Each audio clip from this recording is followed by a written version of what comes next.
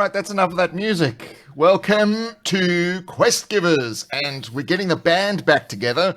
It's been 3 or 4 years since we did a Crafters Tavern together, and I'd love to welcome back our great friend from the future, AJ Pickett. Howdy, folks. How are you doing? So great to have you, AJ. Oh, I'm fantastic. It's great to be here. Excellent. This is a live stream where we're going to prep a session, a module using a specific theme, which is Western horror. Now, we have not talked about it amongst ourselves. Everything is going to be generated live.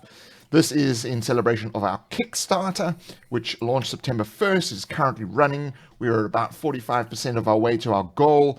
You have a link in the description below. If you have any questions about the Kickstarter while we're running, please chuck them in the comment section, and we will pick it apart and do what we can. But in thanks for AJ joining us, he usually has friends of his with his live streams, which are amazing to watch on his channel, which he talks a lot about monsters in D&D. And he likes to do certain things first before the stream gets rolling. So we're gonna hand it over to AJ and do that right now. You know what time it is, everybody. Hello, everyone. Daniel, Mason, roll for damage. I can see you all there. Hey, so we're gonna eat some cheese because these guys have not I don't know if you guys have ever had a really vicious blue cheese before. No, I've just had a vicious cheese. I know that you've got a snack there, though. Yes. Gareth. So as many people who have followed my channel may know and may be able to detect as part of my accent, is I'm from South Africa, and we have this stuff called Biltong, which is essentially dried meat. Now people go, oh, well, that's just beef jerky. No. Beef jerky is disgusting. This is the real stuff. So all the Americans out there, like, what do you mean beef jerky is disgusting? You need to order yourself some of this stuff. So that's what I'm going to be partaking in. It's got a primal caveman made this sort of thing to it. Yeah. And I've just got a simple coffee, so in my troll mug. The American, the American diet. A staple of the American diet. So here we go. Just clumps of dried meat. Yeah. Or as I like to call it, breakfast. Breakfast of champions. All right. So what time is it there, AJ? It's just going on 11 o'clock now. This is my usual time where I have a live stream on the weekend. So my lunchtime, everybody else's dinner time over there. Yeah. Summon the cheese elementals, is Mason. Yeah. One of these days, I'm going to do a write-up of the cheese dimension. Some para-elemental plane somewhere between ooze and radiance or something. I don't know. We have ground beef in the chat, and I'm busy eating him. A sub-realm of Zugtmoy or some such. No. The Biltong dimension. Yeah. Right. So what we're going to be talking about an encounter or a whole adventure design, or Yeah, we're gonna make a whole adventure. Wow. 1 hour from now, we want to be finished. Do you guys start with the big boss in the region, or do you start small? We start at the beginning. Where all good games should start. Yeah, we don't really work our way backwards. We just kind of get an idea and then start modifying it and allow the big boss to kind of materialize from what we're thinking about. Yeah. So, but of course, you can do that if you have an idea for a great boss and you want to build a story around it. You could work your way backward, of course. Yeah, but for me, I take full advantage of like big bosses that have regional effects. So that gives me an idea of it's kind of like a Hammer horror film where you walk into a village and it's got a vibe to it, like it's a ghoul town. You know, there's ghouls going on, or some sort of infection is going on, or there's oozes in the sewers, or something like that. It's like some little clues are spattered in there right from the very start. Or the idea of overlapping regional effects. So you've got a Fey incursion somewhere in a monster it gets very confusing. It's conflicting red herrings, but actually leading to the same sort of things. Oh, right. Yeah. Yeah. Just one idea. So Mason Abbey asks, is this going to be like Deadlands? Well, we don't know yet because we haven't done it. So it may very well. Right. So what we like to do is draw on inspirations from like books, films, games, all that kind of stuff. We just throw it all into a mess and then pull out the best parts, and we just throw around the ideas and see what sticks. But I think the first thing is like if we can have a concept like the central Western concept, that sort of like small town in the middle of nowhere. I think that's like maybe a good place to start. So tropes that I can think of is like with Blazing Saddles or these sort of movies, you've got a railroad company or a tycoon or a local baron who is trying to buy up people's land so he can get rich at their expense. That's a good one. That could be in a fantasy setting. That could be a monster incursion. It could be a dragon. Could be all sorts of things. An artifact. Well, you had Cowboys and Aliens, where it was aliens. So what we like to do is like, let's take that railroad company idea, but we'd like to do our little quest givers twist. So we're going to take the railroad idea, but we've got to make it somehow not what you would have expected it to be. So I like the railroad company in the small town trying to like, manipulate the population. But there's got to be something that's not what you would expect. That's the twist. Let's see. Well, we were talking about a sort of a Star Wars-esque monster before, and Star Wars is really a Western sci-fi when you think about it. It starts off in a little remote homestead, which has got monsters and stuff. There's an old hermit who lives nearby. That's like the old guy in the old gold miner in the hills. He's one of my favorite NBC Western dudes. Oh no! Yeah. Burn it. We're not chewing tobacco. Yeah. And that could, in a D&D setting, it could be like a monster hunter or something like that, or an experienced adventurer who's lost his party and comes staggering into town, raving about some weirdness out, that everybody just wants to, nobody goes into that forest, or nobody goes near that ruins. It's like, why? Well, it's bad place. Bad things happen. You don't want to stir it up, Maybe this could be an interesting idea. It's it seems like the railroad baron and all that kind of thing, but for some reason this section of track has been made with some kind of supernatural properties, right? Like in Ghostbusters where the building was made, like nobody ever made a building like this, right? Like for some reason this section of track has supernatural abilities, and maybe some kind of train of hell or train from another place can actually like punch into our reality and like pull into town. Hold your horses. It's not a literal railroad. It's the Underground Railroad, freeing slaves from the South type of railroad. Oh, and the magic is like the Haitian witch doctor type, sort of mythologies. You can tap into that. So you have this, the Underground Railroad is ferrying people through this town, but there's the Sangoma or the witch doctor who has a powerful presence, who has stopped here and is creating something for some reason. I think, what do you think of that? Would it be like literally an underground power, like Durga or Drow or something like that? Well, I think we just keep it straight Western and with a horror element to it. So it may not actually be literal magic. It could just be there's the rumors of this magic. But, if you wanted to bring in that sort of fantasy element to it, you can definitely sort of bring that in.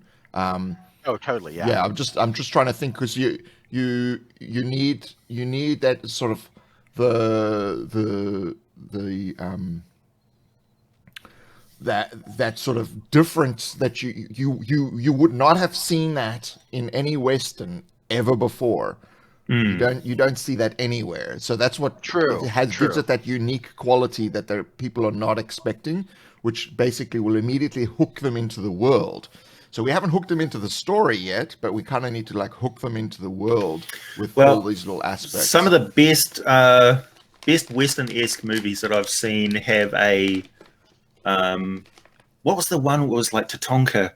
So you got the buffalo spirit sort of thing of the local people that live there, and it's a theme running through the movie, like the great white buffalo. You could have some dire buffalo or some other type of animal nature spirit, perhaps tied in with a druid circle that's in that area.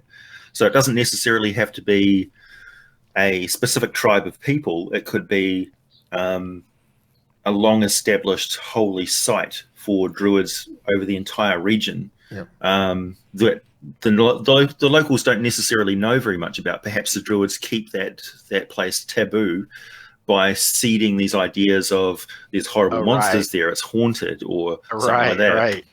Well, you can take that as the Native American tribes of the area. You know, it's their holy ground in the nearby hillside or whatever.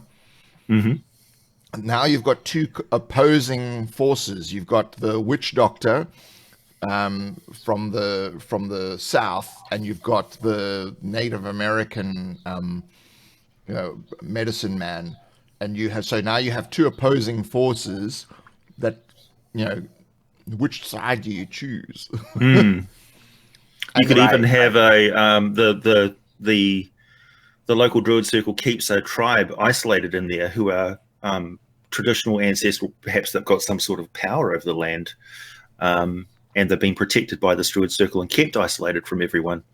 So they're both protecting that local place and the sanctity of that environment for those local people. But the local people may not want to stay in there forever. Right. So you got that whole conflict of them raiding homesteads. We have to go and do something about it, and you go running in there to deal with this monstrous threat, and all of a sudden you're running into a powerful druid circle who've got all sorts of stuff going on. Right. Okay, so we've got the semblance of a thing happening here. So so the party arrive in town. So there's got to be some sort of herald, either character or event or something that's going to sort of give them an idea that something is wrong. Where do you think we should start with that? Thinking about all these things that we've been talking about. Oh, Daniel's got a good idea. The Yuan-ti could be done as rattlesnake people. Yep. Yeah, it's fantastic. Yeah, that could be really cool. Yeah, that could be very cool. That's a neat idea. The Yuan-ti have an immortality ritual with making this black broth that they can only make once every 1,000 years. So that's an idea. That might stir them up. So they're actually doing something quite out of the ordinary for them. So what sort of terrain are we talking about? Is it arid, ravine, or arid, like a mesa?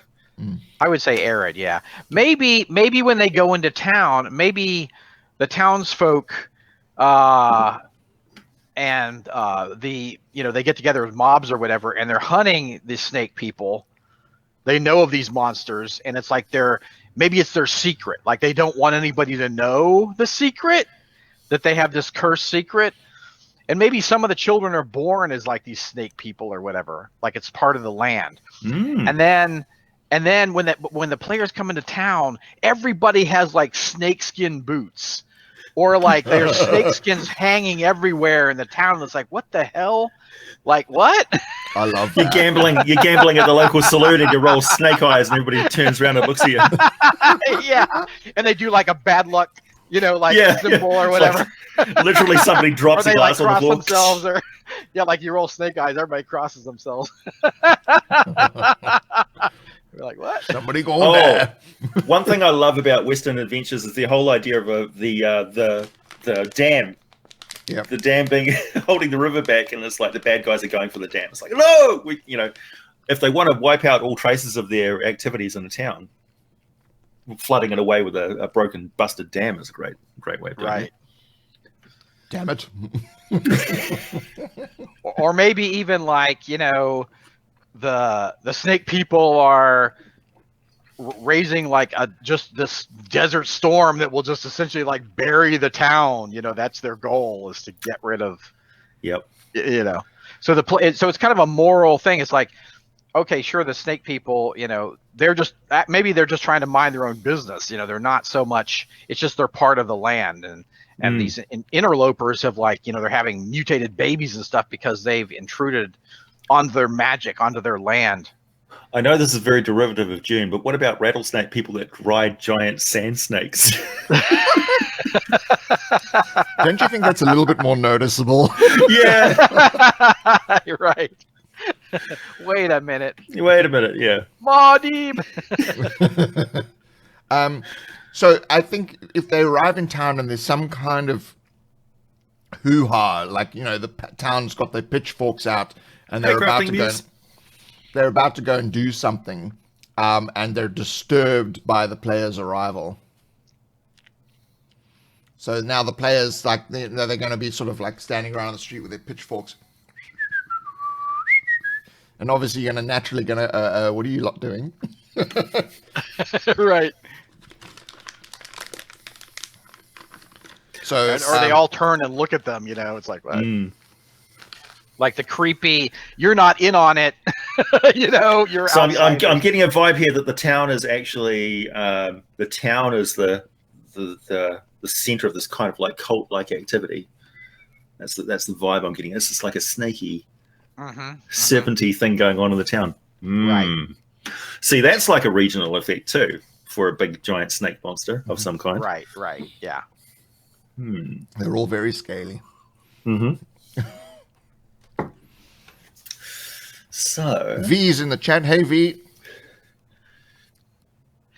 And or maybe the ritual is they're actually raising Set, which is essentially or Quetzalcoatl, which is is actually the harbinger of doom for the town or whatever. Yeah, maybe it's a river serpent, river god.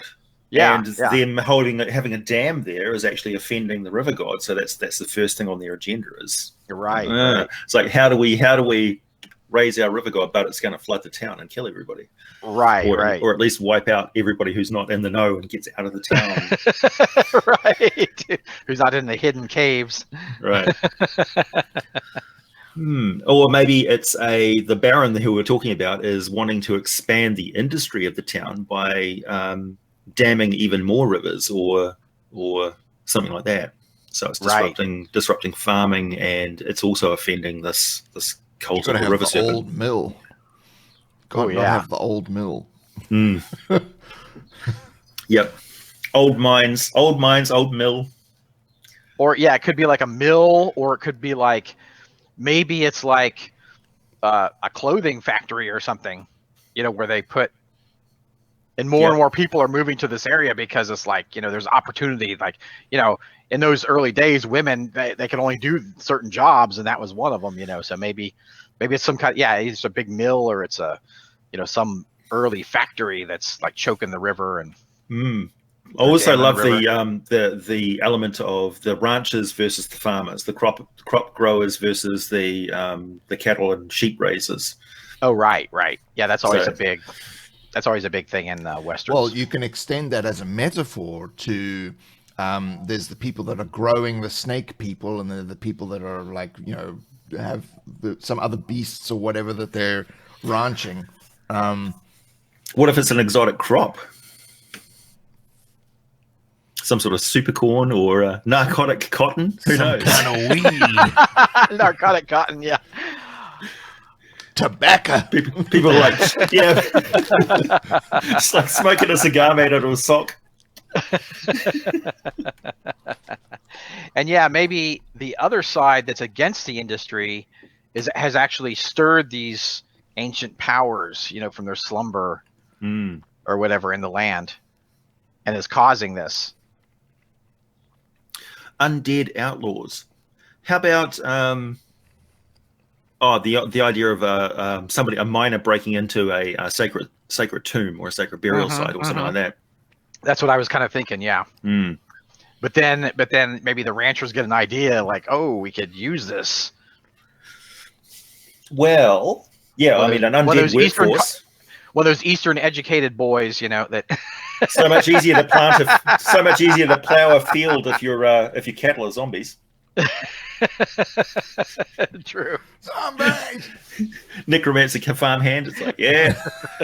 It's like, it's not so bad apart from the flies.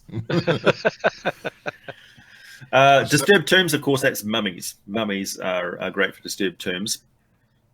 So, right. Western mummy. Yeah, like the shriveled husk. An old sheriff, the guy who was there, who established, who broke the bandit area and established the town in the first place, and he's come back as a disturbed mummy.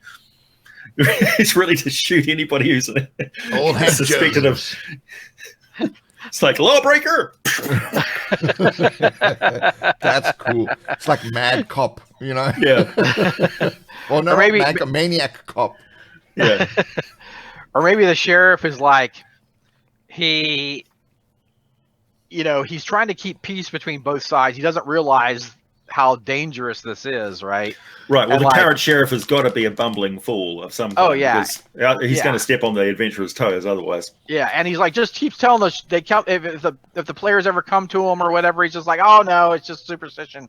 But he wears a talisman, right? He's got his own talisman around. Or he's like I shouldn't. Superstition. He's like the Hagrid character. So, I shouldn't have told you that. Oh, that's great. Yeah. Yeah. It's like, we'll go and pump the sheriff. We'll go and pump the sheriff for information. I can't tell you anything, especially about the old mine and the disturbances there.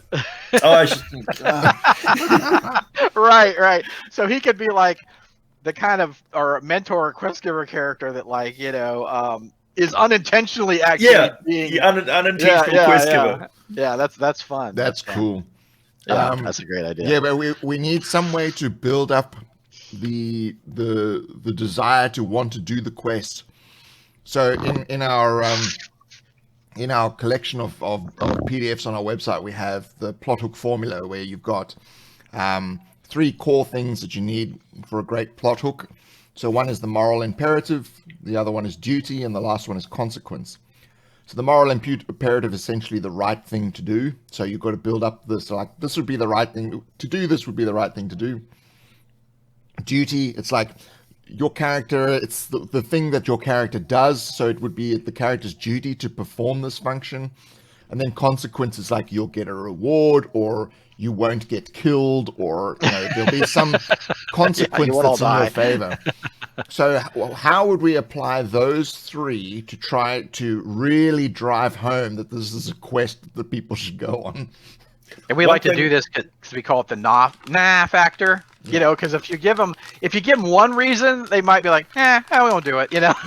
But one thing that always works for me, the surefire way of getting the characters really fired up about something, is you steal their pets, or some named, tried and trusted mount that they've got. In a Western campaign, your character's relationship with your horse or whatever fantasy animal you happen to be riding, or your hunting dog or your hawk or whatever, that will really motivate them if it gets stolen by somebody. Yeah, so maybe somebody steals their horses, maybe for a ritual, I don't know, whatever, to use, or for a ritual or something. And or the animals are drawn to a particular location because of something supernatural going on. Oh yeah, I like that's that nice. idea. Yeah, I do too. So they arrive in town, the usual. So nobody stole their horses; they just went, and that'll drive them mad because they'll be like, "Well, where did they go?"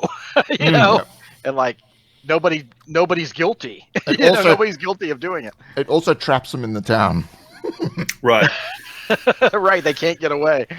For somebody who's got the ability to communicate with their animal in some way, that could also be a hint as to what the vibe is that the animal is getting. It's like the sweet water. I must go to the sweet water, or the dark place is, safe. Everything's so green. Yeah, perhaps the supernatural force which wants to bust the dam and flood the town is warning all the animals to get out of the way. See, now, Yeah, now oh, you- yeah, Now yeah. you're thinking with your thinking cap. Yeah. The Serpent Curse. I like that. That's a good name. Yep, that's a nice name for the module. Mm. Yeah. Oh, Serpent yeah. Curse. A certain curse. Yeah, that's great. The Serpent Curse. Or the serpent curse. Okay. Yeah. All right. So Aztec Liches. Ooh, that's another good one. Someone also mentioned in the chat a Death Knight Gunslinger kind of Oh. idea. Mm. That's interesting. Yeah, well, a marshal, a federal marshal or something like that, who's come back as a mummy, maybe unwittingly. Maybe he had a protective amulet that actually raised him from the dead. Didn't realize it at the time. Right. an ancient Aztec ritualized amulet. That's sacred to the snake people. Right. See, now we're thinking. Yeah. Yep. And so, so maybe the gunslinger, guards the sacred area or the sacred place or whatever. And so the players would actually, that'd be a nice combat they could have, trying to deal with this, by either magic or, holy, prayers or actual gunfighting. He could be both good and bad. So he may. Yeah, he wasn't bad, maybe, but the curse or whatever, or the amulet. He's just gone like a step. He's gone a step too far in his rigid application of the law because of the undead forces in it. Like his intentions are good, but he'll sentence somebody to death for jaywalking, sort of thing. Whoa! Right. He just can't see the difference between good people and bad people anymore. He's just driven by. There's only the law. Yeah, like his brain meat's a little bit far gone. Somewhat like this cheese. And so he's got an amulet which is animating him and giving him life, and it's wanted by the snake people because it's sacred to their god. And perhaps he's protecting the dam. Oh, yeah. So any good people that go there, the players may have the impression that he's actually the bad guy of the story, when in actual fact he's the one who's keeping the snake people from escalating things even further. Right. Which is cool, because then you've got the who do we support. Right. Moral conflict. It's like, he's obviously an undead bad guy, like cannot be trusted around anyone. Right. Just But on the because other I'm a hand- bad guy doesn't mean I'm a bad guy. So if we've got a mogul in the town who's trying to expand the industry of the dam, he may hire the players or pay a hefty bounty on killing this undead dude, this marshal who's been disturbed by the very industry that he was trying to promote. Right. So we've got money. Mm-hmm. Your characters may go, oh, good, there's a job. I arrive in the town, there's a job right there on the notice board. Mm-hmm. Bounty on Undead Marshall. Maybe we don't know it's an Marshall, it's just undead or disturbance. He's gone crazy. Yeah, the haunted, to make to investigate the haunted And mill. he doesn't, and he's not like a skeletal. He could be like, look almost normal. He's just pale. But Yeah. you shoot him and like the bullets go through him, like it Yeah. doesn't bleed. Oh or yeah, sand spectral comes element. out, or whatever. So Like it's you not- shoot him, and then the illusion that goes away for a minute there, and the bullet's just going through a skeleton, Right. and then he's back to normal again. He's like, "Urgh." I like it.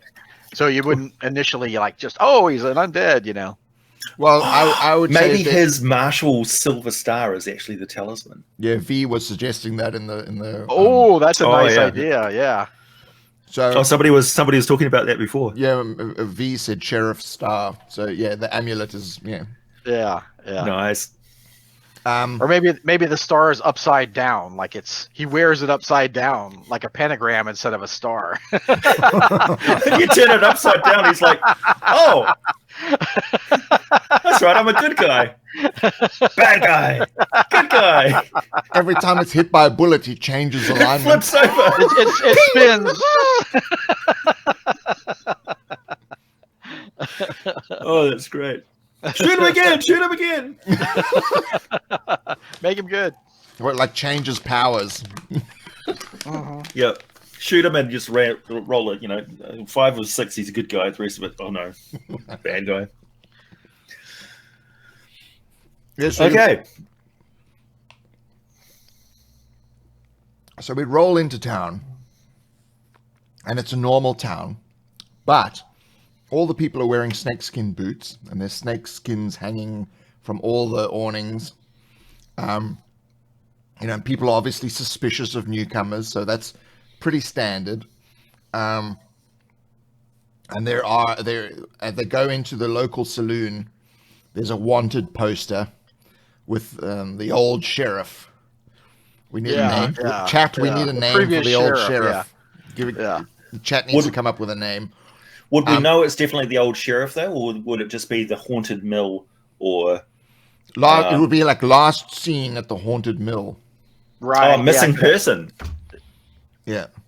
A rescue. You got to say he's like gone mad or something, so that you have an idea of, you just don't want. Maybe they know he's cursed, but they don't want to like tell anyone. So it's like it just says "madman," Yeah, the Kill the horror madman. comes later. Well, the bumbling sheriff has gone to the mill to deal with this. He's gone missing. He's been held captive. This undead sheriff is like lecturing him on the law. Back in my day. Which was like last year. I would say the sheriff is just totally ineffectual and just can't deal with it. Like Right. he's just he tells the characters information, inadvertently. Yeah. Right. So I really like that idea. We've got two suggestions He's for ineffective, names. but he tells the characters information. Yep.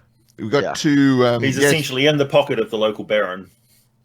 Well, that could be. Bought and paid for. Yeah, he's the sheriff by default, so he's the deputy. Or he's like his nephew, the baron's nephew. And he never rose. Yeah. He never rose to any kind of competence because he's just so like giving away information. Does he have a love interest? Is there there's always got to be a love interest in the town. We've had two name suggestions. We've got Durham Winchester and Thomas White. Oh, I like Thomas White. W-I-G-H-T. That's fun. Oh, for the marshal. Yeah. Fantastic. Okay, Yeah. so the undead guy is the marshal. It's like And the sheriff. Ebediah White. Yeah. And the sheriff is the bumbling guy who accidentally divulges all the information. Yeah, he was the deputy that became the sheriff. Yep. Okay. Yeah. And the marshal went mad. So this town hasn't been established that long. Maybe No. a year or two, maybe. So the construction of the dam was fairly recent. They built the town for the people who were building the dam. Ah, Right. So Yeah. it's like a work camp became a town. Yeah. Yeah. Sort of a Deadwoodish. Yeah. Their wives came out. After they got the dam built and established, their wives came out. Speaking of So would the Deadwood, local saloon also be a bit of a cat house? we need then an Al Swearingen character. Like hoople heads. People getting high on snake venom. We could have a regional effect where the cult causes non-venomous snakes to be venomous, or the venom's got like a special property to it. It's not like regular rattlesnake venom or something like that. It actually is like a narcotic that Right. bewitches you. Right.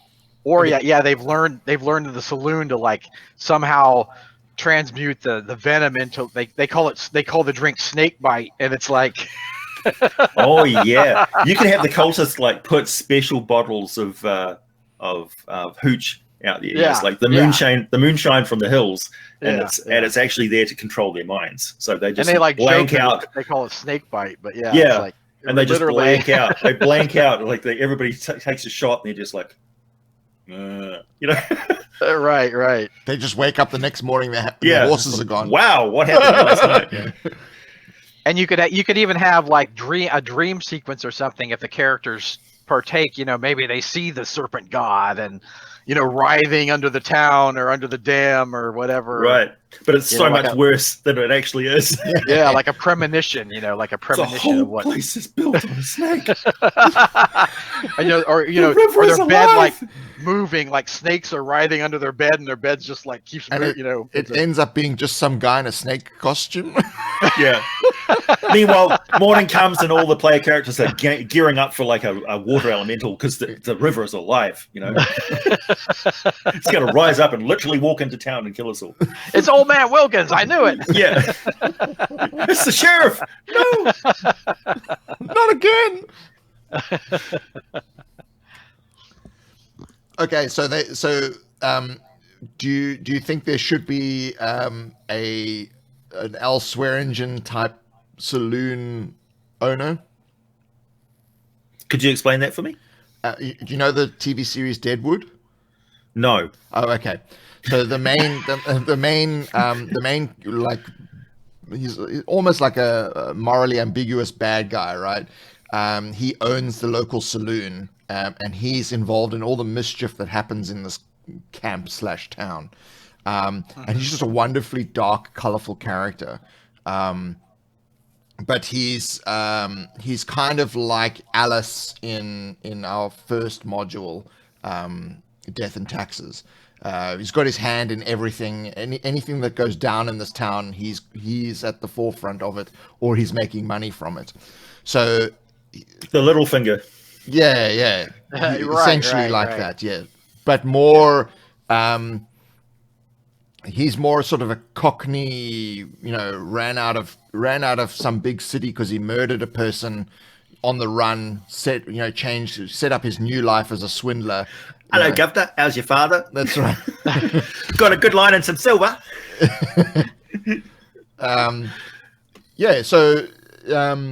Something like that is the he's into everything that happens that's like against the law. Mm-hmm. Damn that sheriff and that marshal. It's meddling. It's not real illegal, like murder people illegal, but it's not like legal. V also mentioned a snake charmer character, which could be interesting. Yeah, the snake charmer would be like, everything's bad. Just don't go there. Whoo! Or someone else mentioned the town could be built of the corpse of an eldritch snake god. Oh yeah. Oh, like the Dust Till Dawn thing, where the saloon is actually the tip of a pyramid full of vampires. Yeah, right. Yeah. Oh, there's the tie-in with your basement adventure there, under the tavern. Oh yeah. So I've just got some bugs to clear out down there. It's fine. It's just some rats. It's not. The rats are trying to escape. One guy had a purple worm on the first level. Oh, that's just vicious. It's maybe like, a baby purple worm. It's a little bit overpowered for level 1 characters. The bait and tackle shop. The worms we use are just dynamite. One bite, that fish is gone. It's like the earthworms are venomous. So how's the saloon tied in? Well, this is where you would have... I think the bumbling sheriff should have a love interest in the town's madam. Oh, that's good. Yeah, I like that. He's been trying for years, but he doesn't realize he can pay. Well, she's stringing him along because he's nephew to the local baron, but local baron's an evil cuss, and she doesn't want any part of him because he'll control everything. But he's good-hearted but bumbling. Yeah. So he's easy to control. So yeah. So what's the tavern or the saloon or the have in this scheme of things? Well, it's a working town, so the saloon the town is starting to turn over to settlers and families and things, and the saloon is falling on hard times. Used to be good, business was booming, but now it's like there's Bible thumpers and that sort of thing coming in, and they're pressuring the tavern owner to move to a more legitimate line of business. Something like the Shoveler's Rest, because it's obviously the people who built the dam. So this is where all the workers would come to drink away their sorrows. Oh, the Mudder's milk.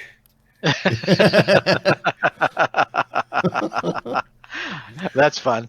Yeah. Well, that would be a cool name for the drink that's intoxicating, Mudder's Milk. Oh, Because yeah. it doesn't tie into the snake, so you don't know that it's, you know... Maybe. Right, so snake bite's too obvious, but if he's called Mudder's Milk...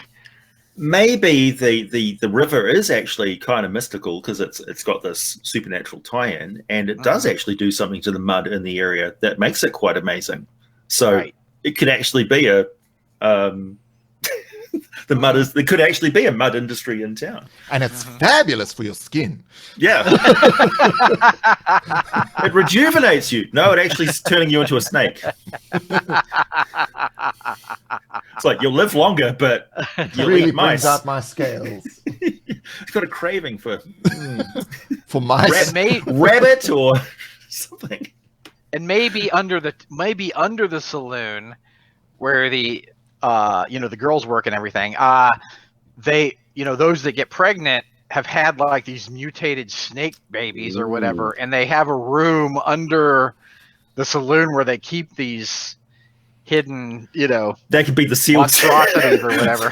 That could be the 13+ sealed section of the adventure. So if they get as an optional extra, you can throw in some mutant children, Yeah. If they get too like Snoopy, in there going around, there's a secret room that goes, or a secret stairway that goes down to this. We'll send you down to the creche. It's like, that doesn't sound so bad. How could that be possibly bad? Oh no, it's bad. It's real bad. And they're kind of like, they could be kind of like abominations where they're like, partly different parts of them are snake, or they have snake skin or golden eyes, or, Botox. It's a great idea. So yeah, roll for damage says the cellar is a secret door to the mine. So you could have that whole under the tavern kind of like, you can bring in the underground railroad. There's an actual tunnel system that goes to the old mill. Oh, Paint Your Wagon. Was it Paint Your Wagon? The one where the building of the series of mines underneath, like right underneath the town, because they're all of the gold filings that they pay for stuff at the saloon is filtering through, and they're like, they're actually taking the profits from the town, and then it causes the town to actually collapse when there's a big rainstorm. Yeah, that was fantastic. Yeah, so maybe nobody knows about the mine shafts that go underneath the town because it was clearly very, very dangerous for them to do that. Right. And they didn't. But they had to follow the seam, Right. And where's the seam leading? Directly to some underground temple. Because, right. Yeah. Right. I just got a peppercorn. I thought you had an idea. You look like you've been suffering from some sort of a seasonal fall-induced sniffle there, Scotty, as well. I got sinus. Sinuses, drive me nuts. Yeah, it's the start of spring over here, so like you can just listen, and every 5 minutes there's somebody sneezing.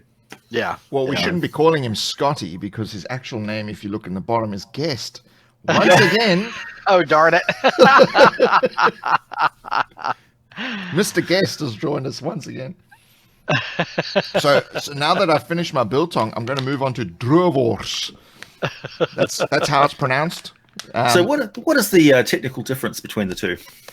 Druivors is actually just dried sausage. So it is dried meat, but it's actually you create a sausage, which is boerewors, which is literally translated as farmer sausage. And then this is Druivors, which is literally translated as a dry sausage. And this is the second most delicious thing in the world. I love it when a plan comes together.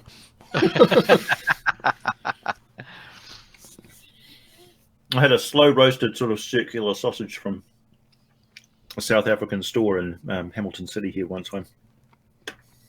Very good. Well, this is a dried version of that. Okay. If you can so we've got a good framework. Dry it. We've got a great framework for a story here. Oh, totally. So a Western adventure. Do we have guns? Oh yeah. Do we have magical bullets? Well, it depends on whether you want to go full like fantastical or whether you just want to keep it.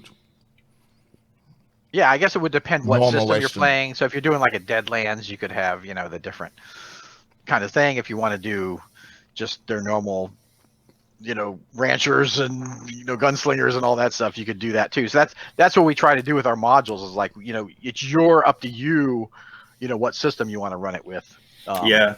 So we don't pre-prescribe that, you know.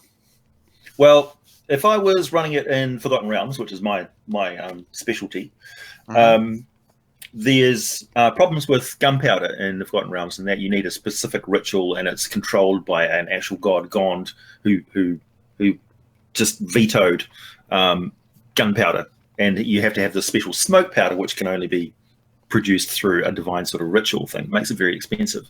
People will still pay for it, but it's more trouble than it's worth for the most part. But if we have magical mud in this particular area that makes the production of a non-divine gunpowder type substance, then we've got a region which is starting to produce a gun trade. So you can localize it to that specific place. Oh yeah, you could totally do that. Yeah. Yeah, particularly if this is just a temporary situation because the place is probably going to be flooded at some point. Or, you know, or if you wanted to play it with fantasy, you wouldn't even need to use guns. But, you know, if the idea that the adventure would be, you know, like a horror Western, you know, so you're kind of starting with that idea, but you can always take an adventure and, you know, modify it to be whatever. Yeah. I mean, I'm perfectly fine with hand crossbows. Yeah. Even now in modern times. Wait, let me load. Yeah. Hold on. Particularly if we've got like venomous arrowheads. You know, or the venom that people are using for their has got a supernatural aura that actually makes them more aggressive. So the town is becoming more and more lawless, and people are compelled into duels with each other because the ammunition that they're carrying, the actual weaponry or whatever, their exposure to this stuff, perhaps the moonshine that they've been drinking is making them more and more aggressive because of the snake cult thing. So that Viper quick draw sort of thing. Yeah, and the adventurers may notice this when they go into town, that people take offense real easy at anything that they say. It's like, oh, calling you out. And it's like, what? I don't like the cut of your jib. All I said was hello. Yeah. I don't like the cut of your cloth, boy. What would be really cool is if you're playing a straight Western and you don't want any supernatural elements, you can still bring them in by having all the things be hallucinogenic. Yeah. So people think that it's supernatural, but it's just, you know, people off their heads. Yeah. So that would have a nice way to bring in all these elements, and it's like, so finally they discover what's poisoning the water that's making everyone go blotto. I love that idea. Like the players witness a townsperson with some sort of hokey corn husk amulet that they've made, and they walk through a hail of arrow fire. Yeah, pure luck. You know, these arrows are just missing them by a little bit, but they are convinced that their amulet makes them immune to things. Yeah. And then later on, you've got the characters find some sort of a magical item, and it's doing this miraculous thing, and it's like, is it actually? Yeah. Or are you just hallucinating this? Right. Then they come across a real magical artifact, and they're like, it looks clunky. So they're like, it's not glowing or anything. So it's just a rock. Yeah. Yeah, and so obviously when you go to the saloon and you start drinking the local brew, obviously that's all made with the local water. You know, and maybe they meet someone on the road who's like, don't drink the water in this town, stick to whiskey. You know, so yeah, obviously even when you're having the whiskey, you're still drinking the water. Literal snake oil salesman. Yeah. Miracle substance, cure everything. That's a great way to bring it. You outside of town, you've got this guy who's leaving town. He's just gone and purchased all his snake oils from here. and he's going back to the big city. Um, and he's like, "Oh, my first customers," and he tries to sell you the snake oil. And he's refilling his bottles. He's taking his bottles into the tavern, and the Cockney cobbler character, the little finger dude, is like, "I'll fill him up for you," and he takes him down to the special place, the spring where the stuff comes from. It's spook central of the snake cult well. He's found a back way in through the mines, sort of thing, and he'll sell somebody a map for an exorbitant fee. And he's always drinking tea because he knows if you boil the water, it doesn't affect you. Yep. Oh, yeah, that's nice. That's a great clue. Perhaps he's actually like, 120 years old. Looks like a 30-year-old, but he's been around for a very long. He was here when the town was established. Oh, yeah, that could be interesting, right? Like have a character that was there when the town, yeah. So he's got a vested interest to keep everything just the way it is because he's doing just fine. Right. Ooh, yeah. He is actually the bad guy. You meet him right in the beginning, and everything's kosher. And you've got to go all the way out there to figure out that you've got to go all the way back. Yeah. He's helping you out. He's selling you secret charms. He's giving you information. He's leading you down a very dark path. Like, oh yeah, the mogul will pay you good money to go and clear out the bad guy. Why? Because yeah, and like actually the bad guy's trying to protect the site from being used by this guy or whatever. Yeah, so he's not. He's undead, but he doesn't want the mogul to ruin the water source. He doesn't want the snake cult to break the dam. Right. So he's keeping everything in balance. He's keeping everybody at loggerheads. He's playing both sides against each other. He wants the sheriff to be a bumbling idiot. And I think we need a few people in town too who are like, really warm up to the characters. It's always nice to have. It gives the players a reason to help. If there's certain people, if they just hate everybody, unless they have to help. It discourages them from helping if everybody's an asshole. So, but if they come into town with a reason that they got to do this, that's different. But they're not necessarily coming into a town with a reason. They're coming into a town and finding all this out. So it'd be nice to have a few characters, that are nice. Well, an orphanage that has orphans going missing is a good one. Oh, that could be interesting. Yeah, that could be interesting. I'd call that a trope. Actually, it's like, little Timmy's gone missing again, or like a street urchin or something. And this time he's not in the well. Nobody goes near the well. maybe a piano player or something. Wait, this is a quest givers module? We're not going near any wells. No. Nope. No wells. We could have ranchers or... the people who are making stuff out of the actual mud and are actually doing good work. Right. Trying to set up the town as a place which does pottery, craftwork, ceramics. Oh, right. So we don't actually like the fact that the mud is supernatural. And maybe when they make the ceramics, they always do the handles and decorations and like snake motifs. Yeah, it's like, and it's like not intentional, but they don't know why they do it. Like, yeah, but they just the landform itself could actually be the landform itself could actually be a twisting snake style river. So you got these switchbacks and overhangs and bluffs and that sort of thing. Give it a real fantastical sort of right. I like the whole like rocks sitting on other rocks sort of things. Fang rock. And maybe like a lot of pyrite in the river, so it's like gleaming scales of a serpent, not real gold, but yeah, but a tiger's eye. It's like yeah. Or the obsidian that's got like the lensing of it. Yeah. And it's just pebbled through the river, and it just looks like scales. If you're up high on a butte or something looking down, it looks like scales glistening in the sun. Could be called the Rainbow River. this kind of thing could actually boil over to multiple the Black sessions, Snake River. because you can really, because of the nature of the town we've basically concocted, you can do multiple quests out of the same town, not knowing that the main bad guy's always been there. And so you could build a whole campaign out of just this. Actually, you could. Yeah, you could keep this to an adventure, but I think really the gem of this would be actually like make a campaign around this whole, the guy trying to maintain the balance of power and all these areas to discover that are around, and how they fit.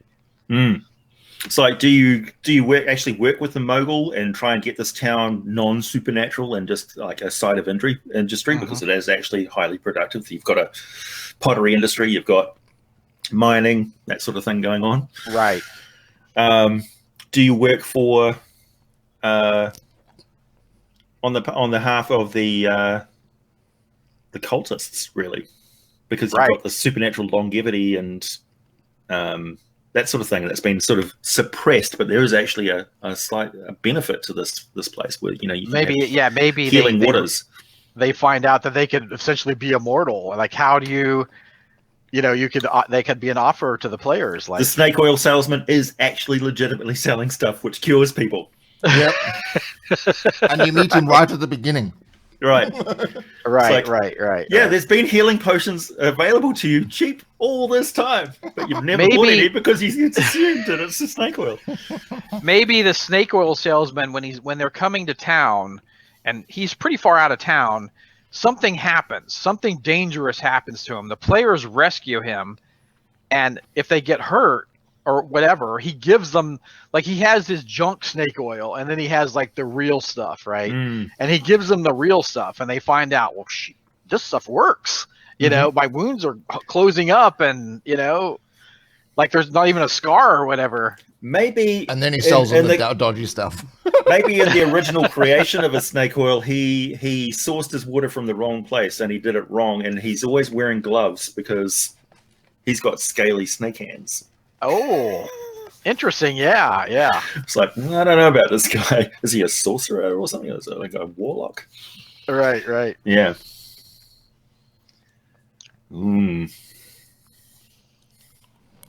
Contemplative bite of cheese. It's so blue. We have created quite a plate of cheese.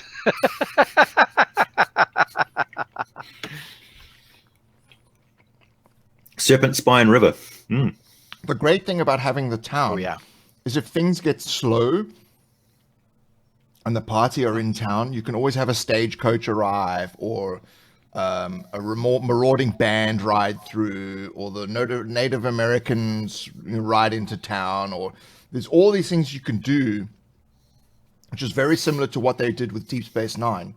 Deep Space Nine, it's a spaceport where things come and go. So the adventure is not about going places; it's about solving the problems that come to town. Right. So it's a slow boil with constant distractions. Yeah. You got goblin banditos who are attacking the corn salesman. Cornfields. Because I've always wanted to run a game where you're in a room in a dungeon and you never leave. So all the problems come to you. That's like anyone who runs a proper adventure with, like, how much noise are your characters making? Exactly. But you think they can't hear you in this dungeon? It's like, to me, it's sort of the ultimate challenge to restrict oneself to something like that. And say, well, how would you get them to either stay in the room, or how would you not so that they wouldn't leave? First round fireball collapses the tunnel. How do you get out? Well, the monsters will dig you out. So goblin banditos. I like that idea. And burrows and the maces. Wagon rustling. Stagecoach. And these could all be, like encounters that are, baked into the adventure, like, very easily, Yeah. If you're lulling here or whatever, pick this or this, or this, or this or this, That's kind of how we do it in our Quest Givers adventure. Like we have, you could have this and this, and it's story related, like this and this and this happen, or this and this, and it's all, if you need to change the pace of the game, or whatever, add some excitement. If there's too much role playing, you want to throw something in. Ankegs. If you got farmlands, ankegs, ranches, ankegs are a perfect drop-in monster problem, because you've got these big giant burrowing insects that come in and they just swallow livestock, and they're a real problem. Yeah, definitely. We found another use for silicons. You go into the local tavern, and instead of like the stereotypical dragon's head over the bar, it's actually a big giant insect monster. It's like, what is that? We call them grabbers.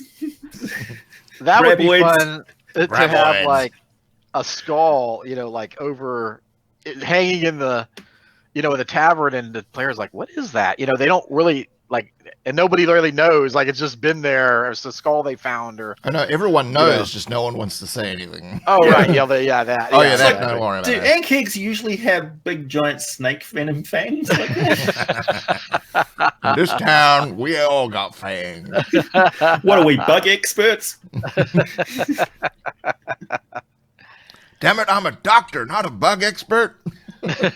But it's fun to add that kind of if you're doing a creepy adventure, it's fun to add those little weird things that you just make things feel off.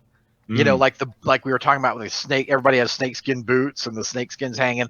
Like, add that, like, pepper the adventure with that kind of little stuff that doesn't necessarily, it's going to give you a big clue or anything. It might give you a little clue, but it's more to like flavor and keep you off your balance and kind of creep you out. It's the MSG of role playing.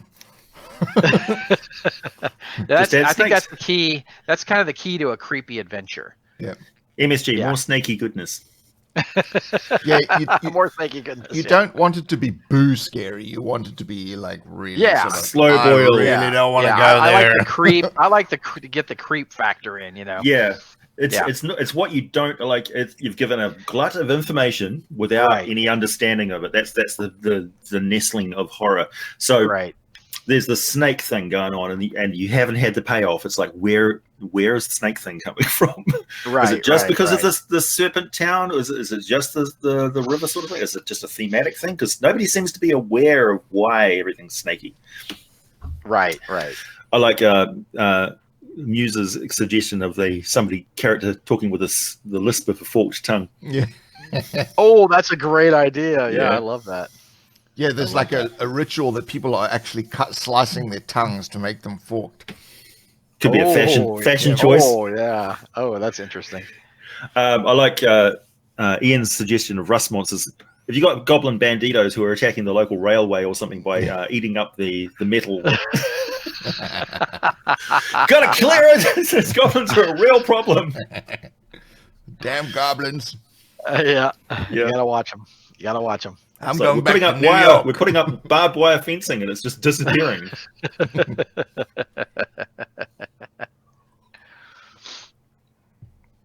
All right. So we've essentially created a campaign world rather than just a single session. Yeah, rather than just a single adventure. Well, it's a region. It's a region that we. Yeah. And really, it's quite a local sort of region. It could be anywhere. Just this mesa region with a river going through it. Right. We were thinking, horror, cowboy, Western, but yeah, it could be any world. You could easily import it. Yeah. Even Star Wars. Yeah. Yep. Yep. Just add blasters. Yep. Exactly. Yeah. What sort of damage did your sword do? Radiant. Mage hand too, huh? Eldritch Knight.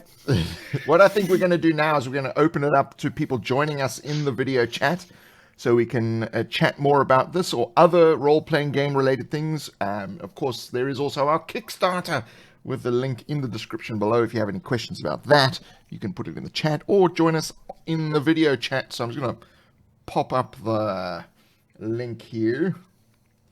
Shambling cacti instead of shambling mounds. So whereby.com/questgivers. It's very simple. You just go on there and click OK, and you pretty much will join us. So long as you have a webcam, you will be able to join us in the video chat.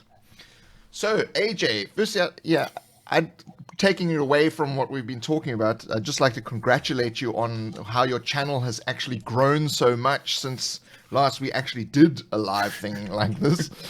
True. It's Who'd have thought? It was actually Gareth's idea. You can blame him. 100%. I was just minding my own business, crafting a simple little roper and Gareth said, why don't you talk about the monster while you're crafting one of these? Slowly but surely, well, not that slowly, the crafting side of it just sort of disappeared, and it was just lore and lore and lore and lore. And it's just, I found my niche, and now I'm dug in like an Alabama tick. Oh, I love it because I have watched, it's like I want to know more about you've got great information, very in depth. My adventure went into Thay, and I watched your Thay video because it's just great information. Check out the channel. It's got if you're doing D&D, it's great information. If your player rolls a natural 20 on their lore check, fire up a video. So just watch this for 20 minutes. Save yourself some time. Here you go. They'll just be like, I know Kung Fu. But yeah, roll for damage says he's making a video while he's watching. I know. Yeah, it was like one day I'm almost done the entire monster manual, so I just sort of pushed for it, and yeah, that was my my real Cadu's moment. It's like, I'm the first person who's done the entire monster manual. So yeah, that was great. Now everybody's like, Creature Codex. So I bought the Midgard books, and I'm like reading through everything. Yeah. I also do occasional homebrew monsters as well. I've done a sort of a yokai monster and they're on Meraki, and I've done a sort of a fey plant invasion of the body snatchers type creature. So every now and then and of course the pink ooze, one of my gotta tell you, okay, I've got something we can put in that tavern. So very simple little creature, the pink ooze. For those of you who are familiar with this, you know exactly where I'm going. The pink ooze is it's a scavenger, as most oozes are. And what it does when it's disturbed is it will spray the person with a substance which makes them smell and taste delicious, supernaturally delicious. So what it does is essentially it musks you. It skunks you up anti-skunks you. So you smell absolutely fantastic to any predators in the area who will go and be drawn in. Meanwhile, the little ooze scuttles off and hides in a crevice as they can very well. And then once they've sensed that the vibrations and stuff have gone away a little bit, they'll crawl out again and they'll follow their musk trail. And then, of course, when they come across the inevitable carnage which has ensued somewhere along the trail, whether it's the monsters who have been killed or the adventurers, then they eat the remains, and more little pink oozes spawn from that. But if somebody managed to capture a pink ooze and then extract the stuff and make a crystal pink powder out of it, this pink salt, essentially it's super MSG. So if the local tavern is doing a roaring trade in onion dip, like all the local farmers are producing onions, nothing but onions. It's like it's actually crippling the economy. It's like, why is everybody producing just onions, and where are they all going? It's because they're producing this onion dip, and everybody in the tavern is addicted to it. How are you, V? Hey, V, how are you? You guys are nuts. We are nuts.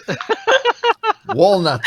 It's like you got a mix of Blazing Saddles, you've got like the old spaghetti westerns going on, and then let's just throw in creepy snakes. It's awesome. But why wouldn't they be set worshippers? Why not? I say go for it. Oh yeah. But I like the idea of it. It really is like a fun concept. And the fact that you can take it from just this one thing to like this whole world is very cool. It is, yeah. There's so much that it can be going on, and I love the fact that the guy, the guy, the guy is controlling it just so innocuous, you wouldn't suspect him of being the whole mastermind behind this, interaction. Hold the factions holding each other off, and I love that. He should be like a level 1 character, so he's not very strong. He's just mentally super sharp. My friend Ian always gives these guys an annoying accent. He's got this guy called Mactopharanges who's got this blah blah blah blah blah blah accent. We're just like, we love to hate him, but he never does anything overtly evil. It's just yeah. It's just enough. You're like, oh, okay, fine. I have a player doing that right now. Yeah. Yep. Oh my god. Yeah, it's fun when you can skirt that line with an NPC, where you're just annoying the characters, but it's like we don't give them quite enough to kill the character, but they're not quite endearing. And then give them something when they need it, Yes. Like help them when they need it. And it's like, Well, they're like that guide from the Mummy. The guy who worshipped all the different gods, annoying as anything, but just enough. Benny, enough. That's a perfect analogy, yeah. And he just happens to be able to speak the language that the mummy can understand. Yeah, right, because he's going through all the different gods and stuff. It's like, the language of the slave. And I love the snake charmer idea. That's got to fit in there somewhere. The snake charmer is somehow involved in it. Yeah. Well, if we got a drought in the area, that it could actually be a rain summoner guy. What was that movie with I don't know what it was. So it was like Charlton Heston or something like that, and he was playing a guy who's literally a rain summoning person. It wasn't Rain Man. No, it definitely wasn't Rain Man. No, definitely not. That's definitely not Rain Man. Definitely not. Definitely not. So your snake charmer could do a sideline in drought busting, essentially. There you go. And they could be warning you that there's actually some effect in this area where the water is very important somehow. Yeah. But they're not really formally trained, so they don't know what this actually is. They just know that that's even better. I'm getting actual supernatural vibes from this place. Like, okay, sure, most of what I do is a con, but no, this is actually real. Yeah. It's like the person who says they're a medium, and then all of a sudden they're hearing ghosts. So I mean, it's perfect. Yeah, they're like just as freaked out as anybody else. What was that? What? Wait, what? That was a thing. I didn't do that. Like, for once, that wasn't me. I swear, I didn't knock the table. No. Mm-hmm. First person to leave is the medium. Yes. Yeah, it's like the medium who's tricking the people. It's like, but this ghost really is real.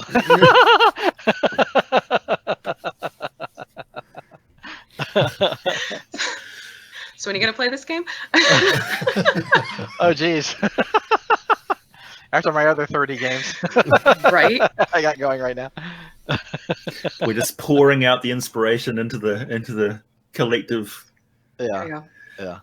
And this is and I love this, like, just getting together and like banging out ideas like this, because it's amazing what comes out of this. Like, we had no idea what this was going to be when we started. We just sat down, no idea. We had no pre-idea. We just started throwing out ideas, and it became this whole, essentially a campaign. So I really love doing that. I really love bouncing ideas off other people. And the sources of all the different inspiration that we've been drawing on was like different movies and books and TV shows.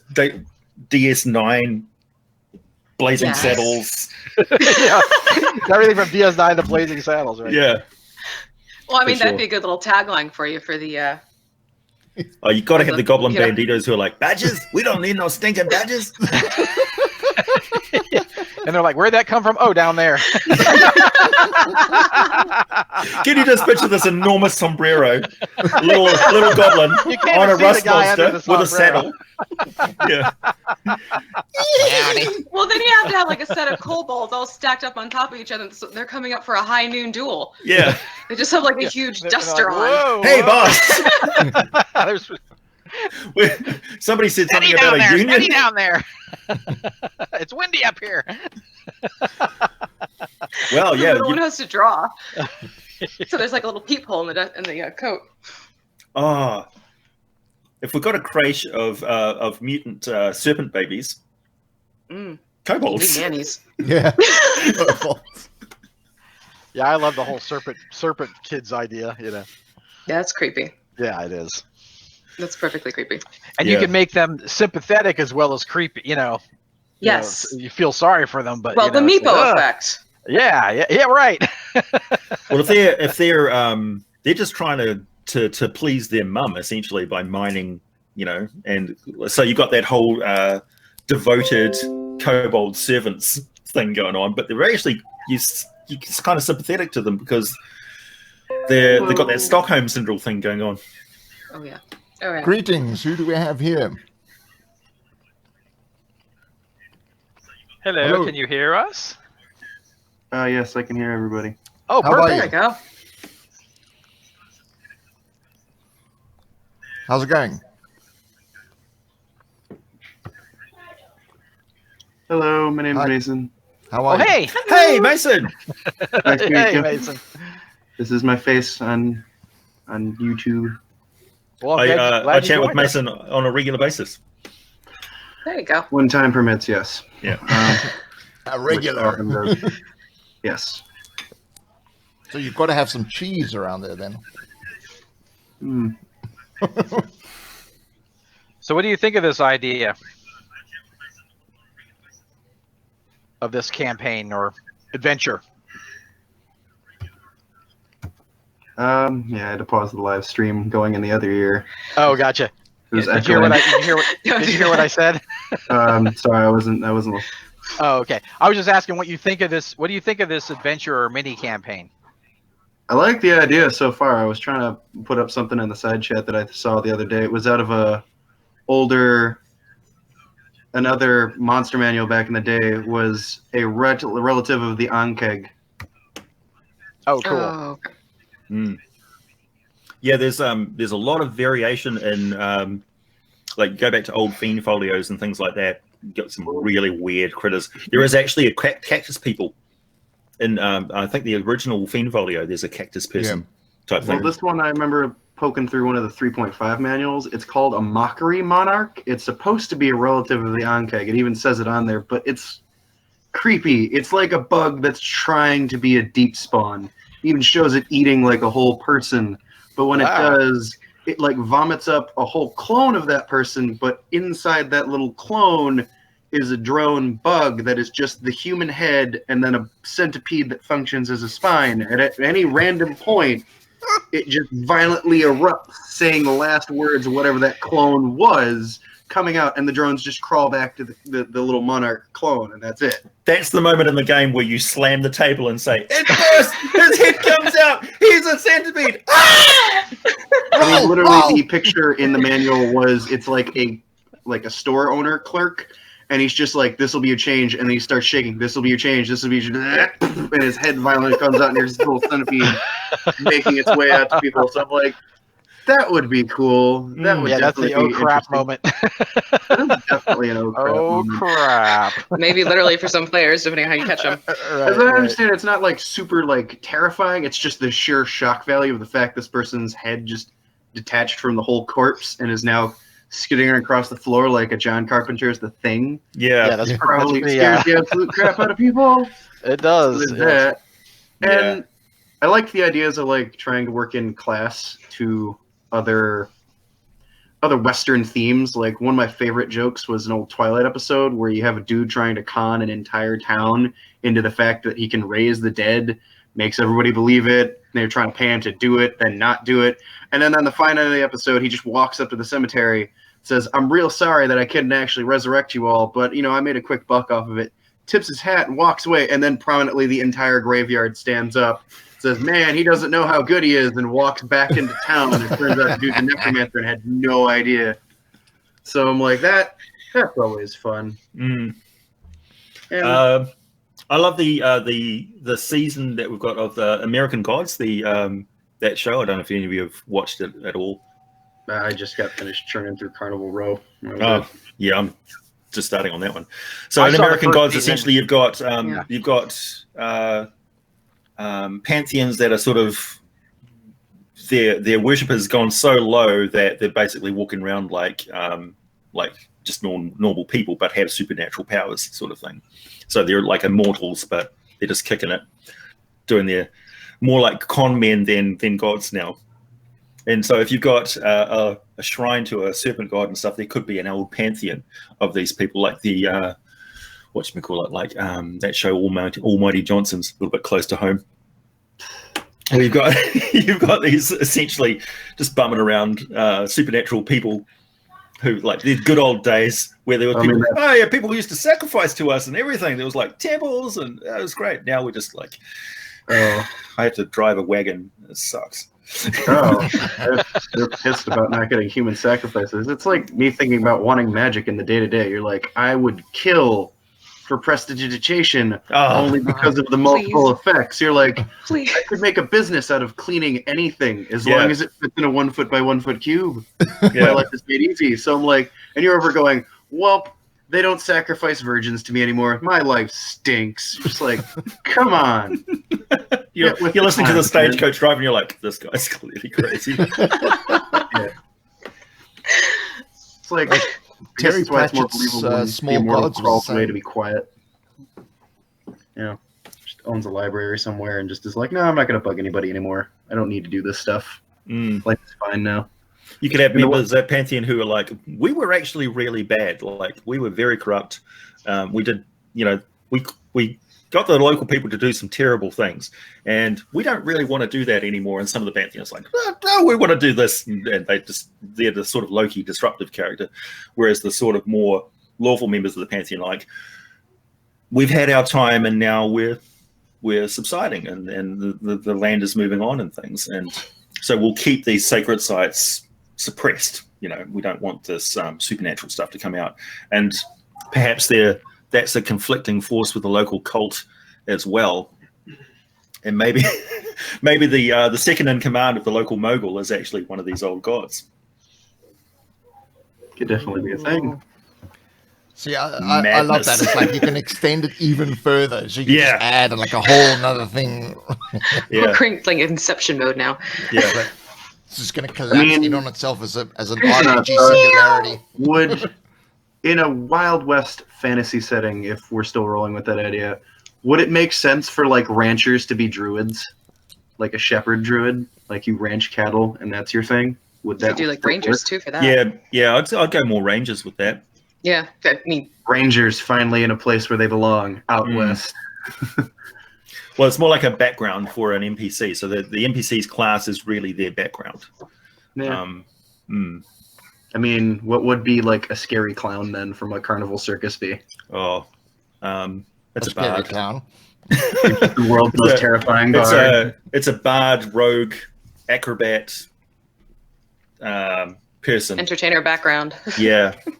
It's like I think of professional wrestlers. I'm probably going to get some hate for this. I think of professional wrestlers as the carnival people these days, right?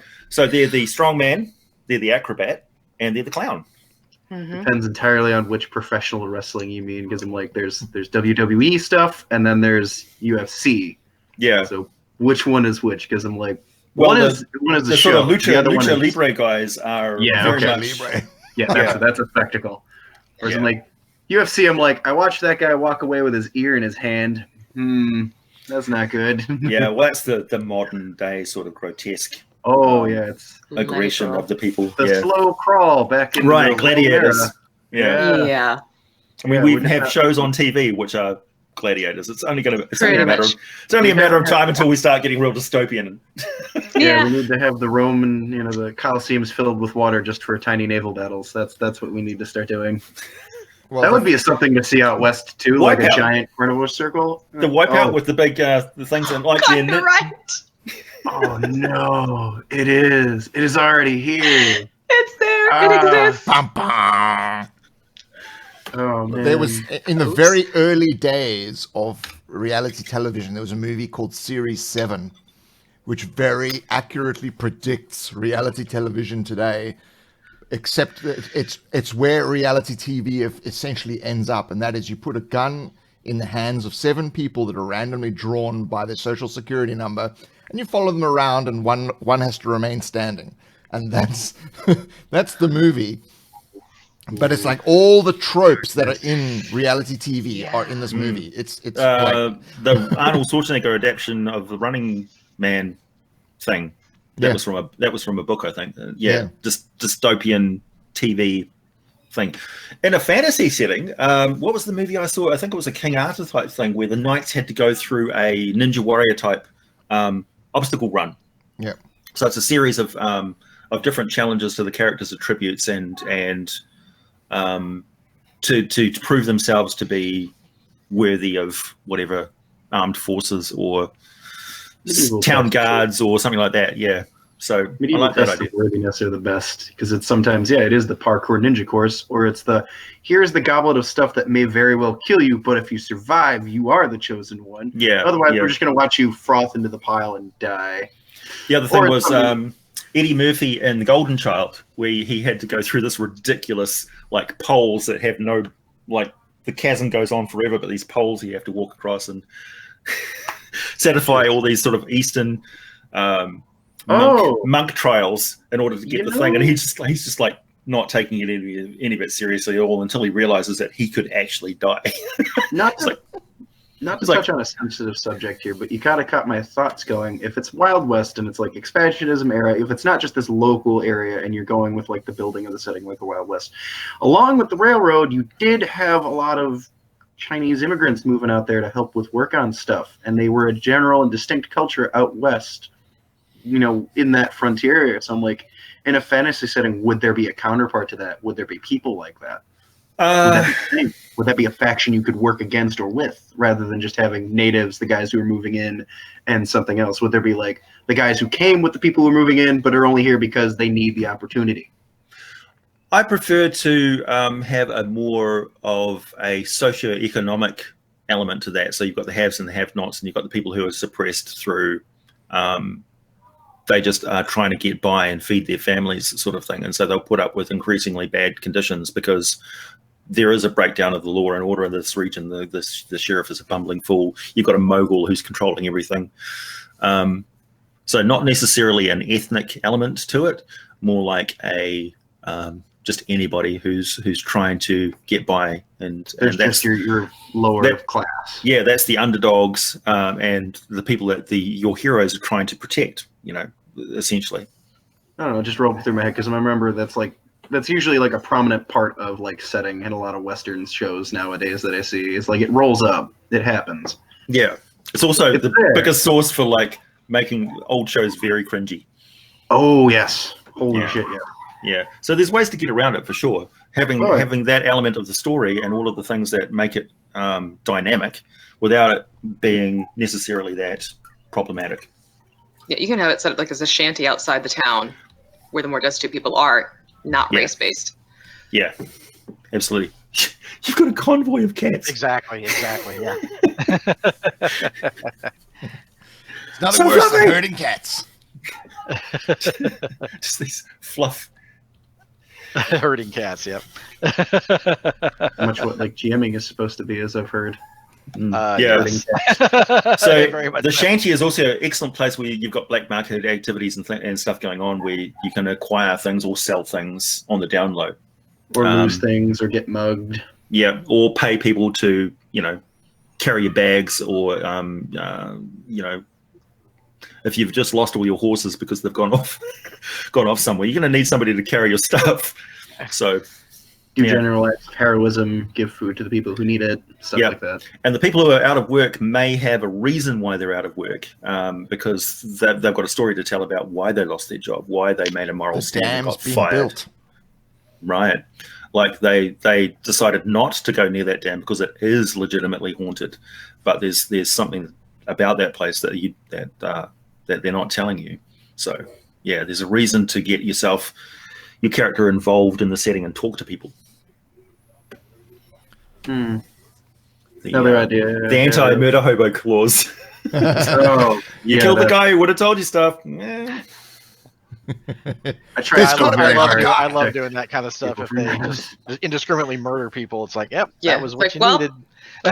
So much for that one. Or their daughter shows up, you killed my father!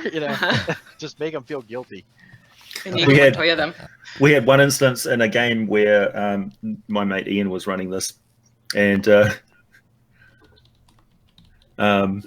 Ian, what was it? It was a guy wearing a hat of disguise, and he was like the son of the local magistrate or something, and we accidentally, deliberately killed him because we thought he was a bandit, and we didn't ask questions. Something like that. We got a hat out of it, but a lot of problems. I mean, think about it.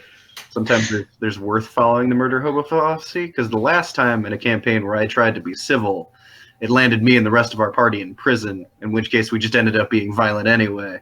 So I'm kind of like, We can't like change tack without warning your DM who's used to you doing certain things as well. Oh, it wasn't that. It was literally negotiating the entire way up. It's just, seems elven nobles are just kind of a-holes. Oh, like, yeah. oh, you touched a thing, go to jail. And we're like, well, I guess we're doing this now. Yeah, you do have instances also where player characters manage to negotiate their way through an obstacle that you didn't think they would negotiate their way through.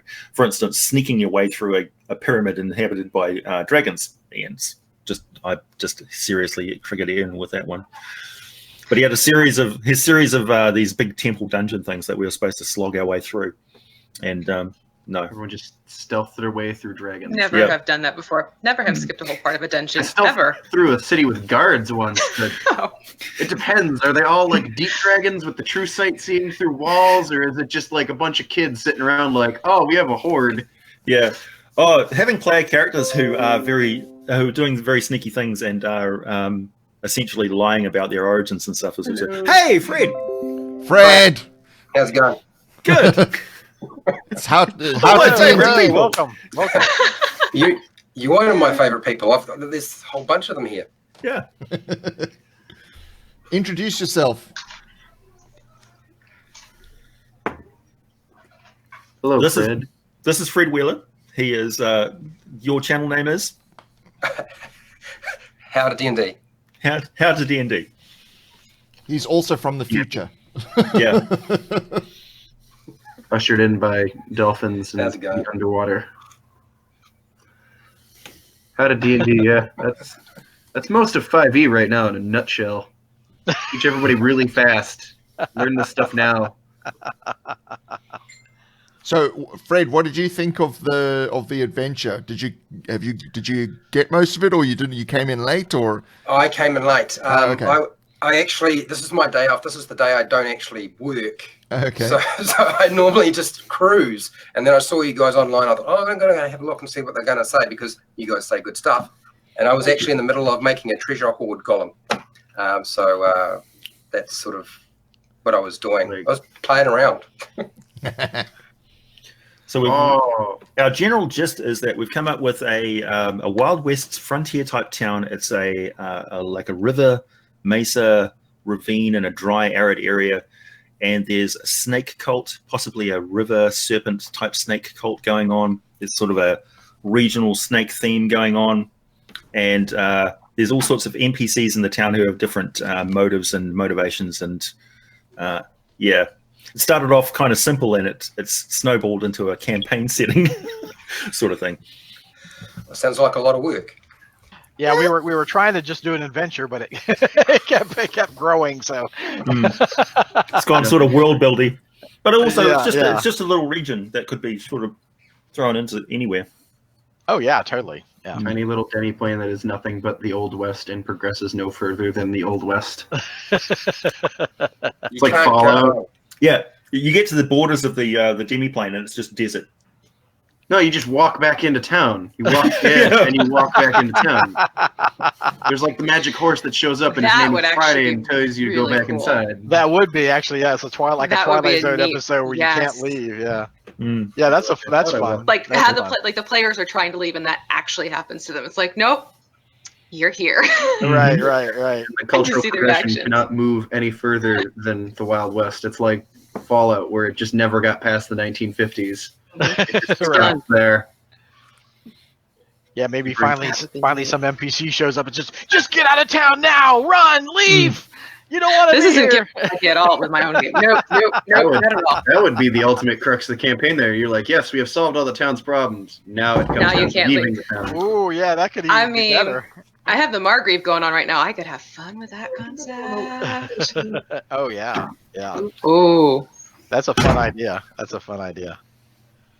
Yeah, actually, they Yeah. solved everything and they can't leave. Yeah, it's just like The forest is keeping you. Thank you for playing. All the coyotes tell Right. you no, there is no yeah, escape. cool. I gotta write that one down. Yeah, that's a great idea. Yeah. It's like you walk off a cliff, you fall like 1,000 feet, and you just drop through some clouds, and you just immediately land back in what seems like a new place. And you walk forward, and it's the same town. You're just like, Yeah.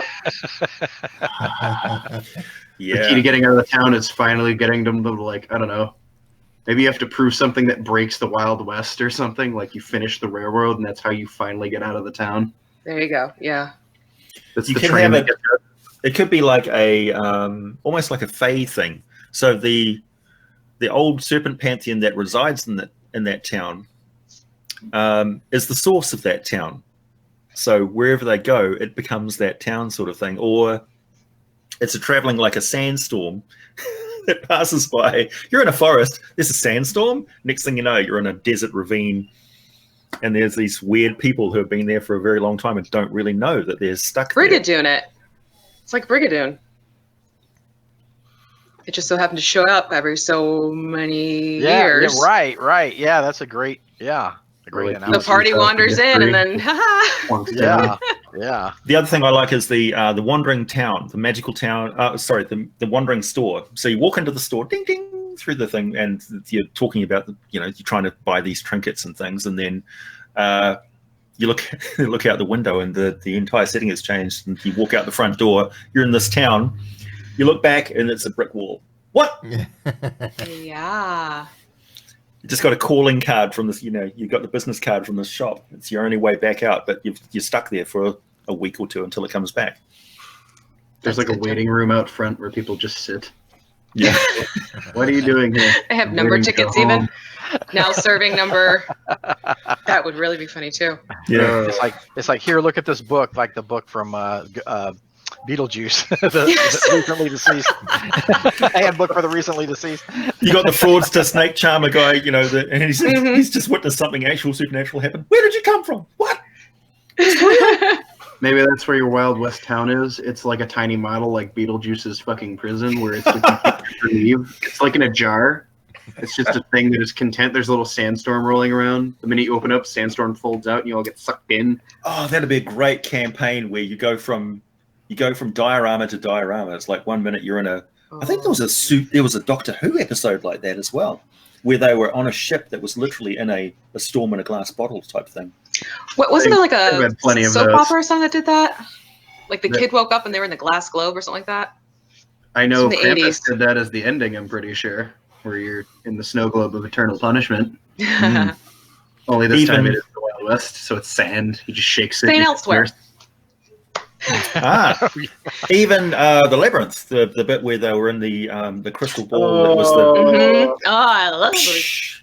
Jim Henson and David Bowie made something wonderful that day. I love the caterpillar. It tells you the right way to go, and you ignored him. Nope. Yeah, if you would have gone that way, we would have gone right to the Yeah. castle. But that, oh my god, that'd be so much fun to play around with. That would be I the best. I said hello, I but so that's wish all you'd right. been inside. Every setting needs a Ludo of some kind, where you're like, yes, this is the big dumb beast, but for some reason it can talk to rocks. Yeah. Yes. It's the best. And Hoggle, and he's spraying fairies, and the fairies are actually nasty and bite you. Yep. Well, that's just fake creatures in a nutshell. Right? Yeah. It's like, oh, beautiful fairies. Ow!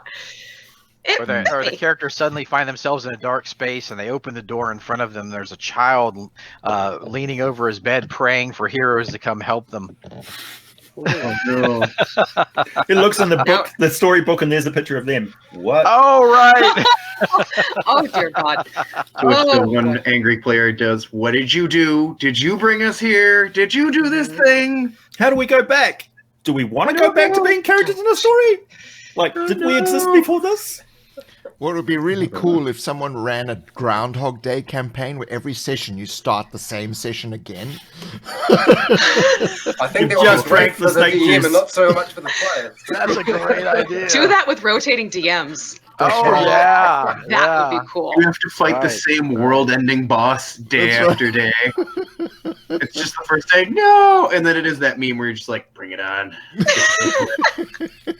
Come on. Yeah. How quickly would there be murder hobos? Forget Like it. randomly roll for who the secret immortal is in the town. Who's is it the Cockney black market dealer? Is it the bumbling sheriff? Is it the mogul?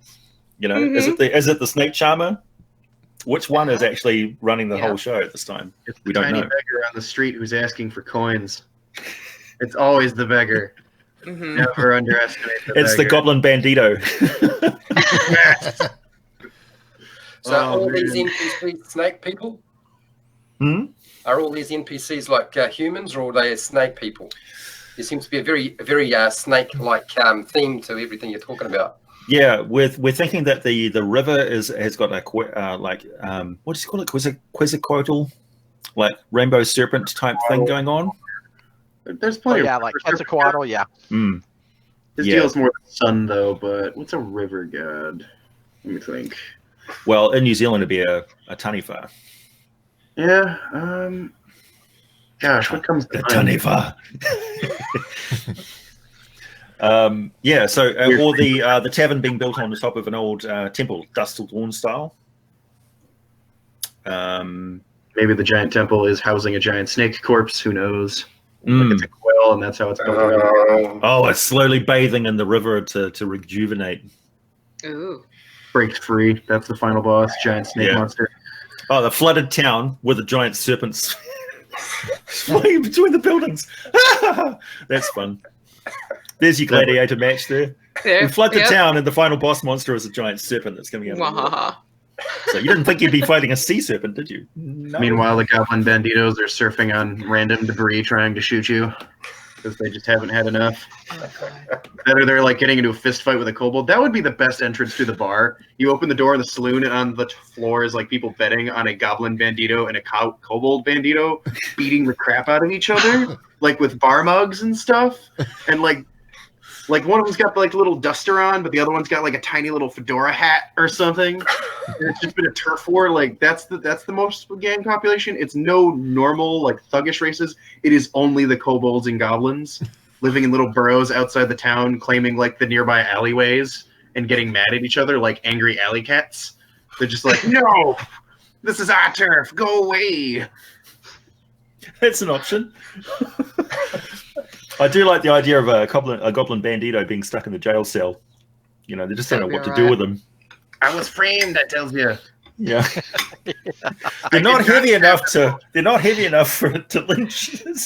He's They got to just be dangle smoking it. a huge cigar Yeah, just for flavor, Yeah, you can't. and like he's not have heavy like a enough. deep raspy voice, even though it's like Yeah. a small creature.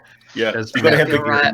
the guy who's got the chewing tobacco and he spits. You know, Yep, the with spittoon. like pinpoint accuracy. The spittoons are like little creatures that eat the spittle. What about one of the spittoons is a mimic? Yeah.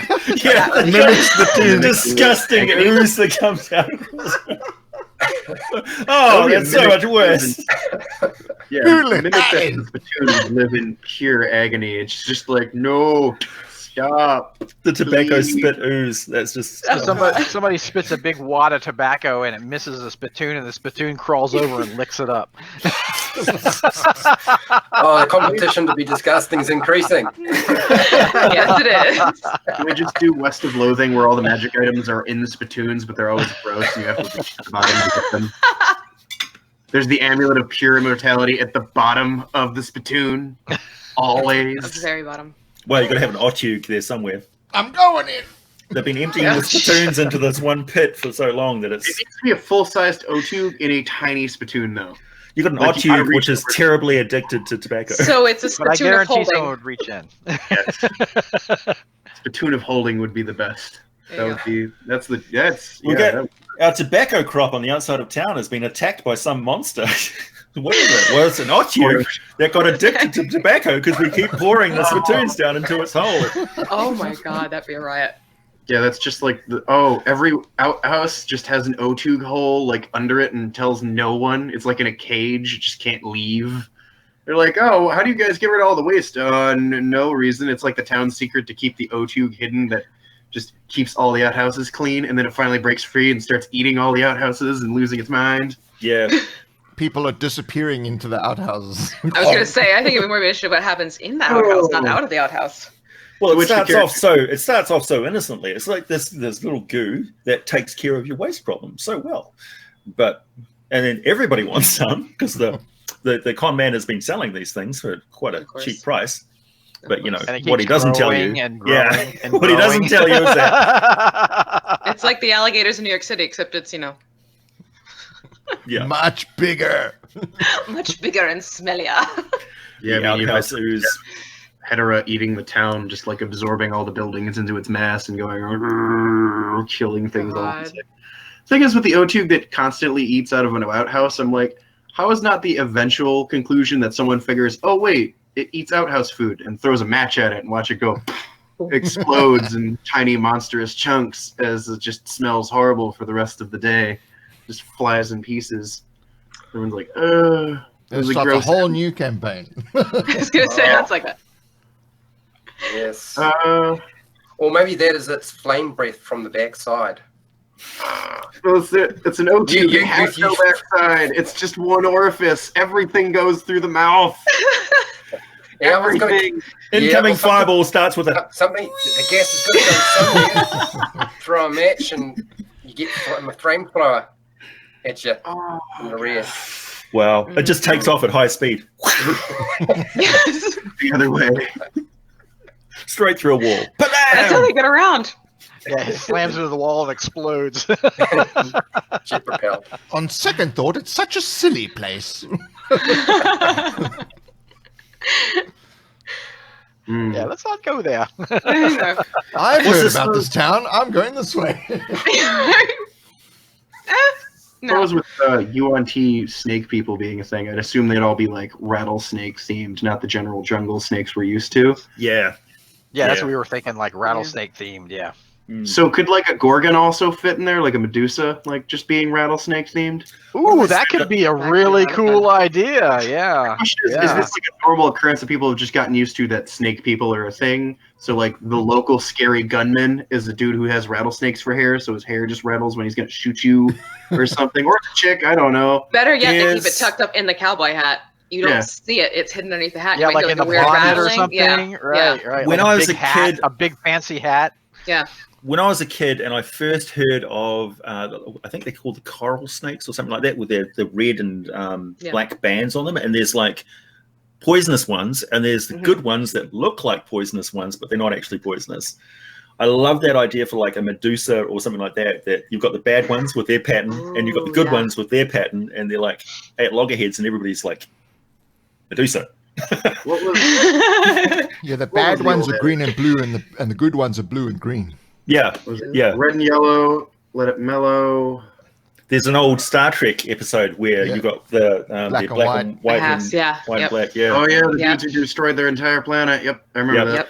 And DS9, where you've got you're wearing purple scarf, you're wearing green scarf, and we're at war because of the yeah simplicity of the future.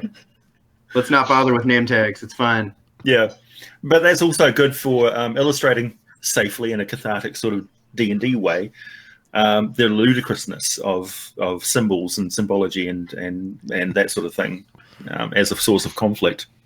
I guess another one you could work in, because there are a ton of snake people in D&D, is like the Ophidians, where they look like squat little snakes. Like, imagine a snake with just people limbs sticking out, so it's got to squat around. But as I understand it, they're also like a werewolf, where if one bites you, you're slowly going to become one.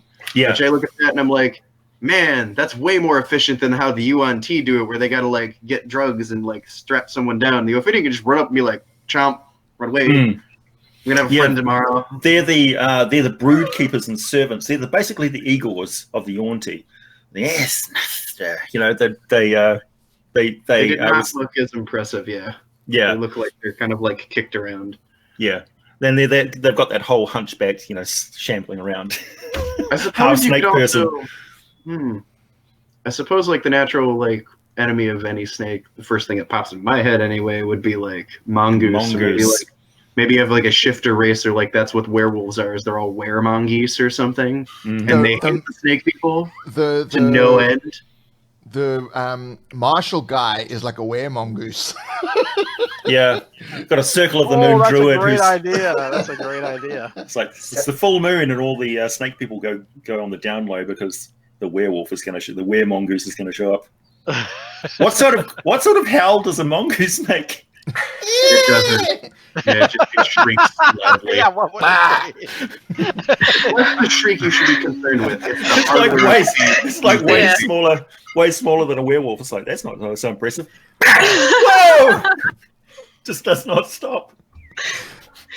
Patrick Just Wilson like says the beans. Medusa loves maracas. Oh yes, Oh my gosh, that's awesome. that would be. She could be like a dancing girl, like with really full skirts, hide Yeah. off the tail factor. She's like Yeah. Bandana full body tattooed for the coral snake thing. There you go. Mm. That would be cool. Add in the musical number. Make sure there's a Yes. musical element there. Of course. Oh, maybe Make the that's theme sing. Camp down, ladies, turn you to stone. Doo-dah, doo-dah. Oh, that would definitely be how you keep someone at the madam being safe doing, oh, you tried to force your way in, and she just pops the like glasses The up and thing- you dead. The Madam is Medusa. That would be a riot. Yeah, As you it was a find, standing ovation. you find this perfect sculpture of a people sitting around a campfire.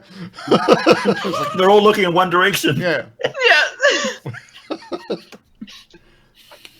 What else would work well out in Wild West? I know I pitched it earlier in the stream, but I don't think anybody noticed. Was like one of the things I remembered off the top of my head was like Valley of Guanji. Cowboys and dinosaurs are always kind of funny. You know, you're like, oh, the valley opened up and now there's these things running around. Mm. Other things fall in my head, and like if you want to take like Native American stuff that was out from like Wild West, Pyasa qualifies as a dragon. It's the Thunderbird. It's the thing everyone's terrified of. That movie House, where the house was full of interdimensional portals, Oh yeah. and Yeah. he went back to a Vietnam throwback thing. In this adventure, it could be going back in time to when the snake cult was highly active, and it was actually like a Yucatan type thing, Ooh. where the river made a lush valley, jungle Yeah. valley.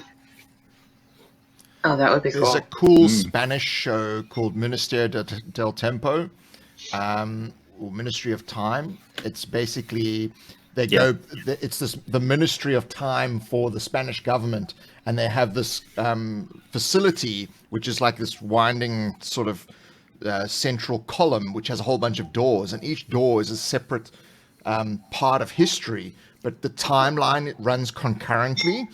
So they go back to these various, and they get a team of people that from different eras of history, and they form this team of people that go through history correcting mistakes that these marauders are doing. It's quite fun, actually. Time police now. And that well thingy that they go through the time doors is naturally occurring, right? It's not a Yeah, it's a not natural creation. well. Yeah. Mm. But But the key- doorways appear anyway. Like there's one on a boat, a Yeah. ship.